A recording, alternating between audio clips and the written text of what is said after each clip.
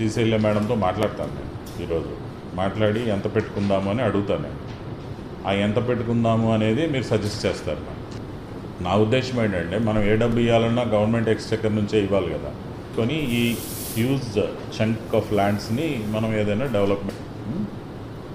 So ఇప్పుడు చేయాల్సిన పని యాక్షనబుల్ అండి. మనం ఒక లెటర్ ఇష్యూ చేస్తాం, ఒక ప్రొసీడింగ్స్ ఆ లెటర్ ఇష్యూ చేస్తాం. వీళ్ళిద్దరిని మీరు ఫీల్డ్ ఎంక్వైరీలు చేసుకుంటున్న గెస్చర్ చెప్తాను నేను. సో ఆ గెస్చర్ని అనుకూలంగానే మీ సజెషన్స్ ఉంటాయి. ఇంకా anything from your side?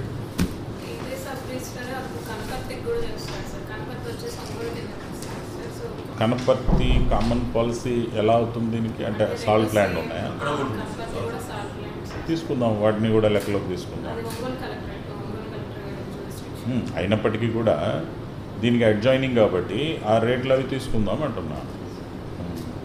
Kanaparthi ఈయన జ్యూరిడిక్షనేనా? సో మనం take that also into consideration.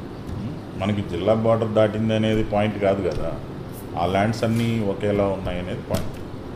ఎన్ని ఎకరాలు? ఏ పర్పస్లో ఉంది?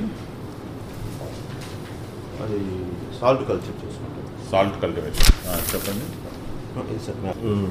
ఈ ఎల్లో మొత్తం స్ట్రక్చర్స్ సాల్ట్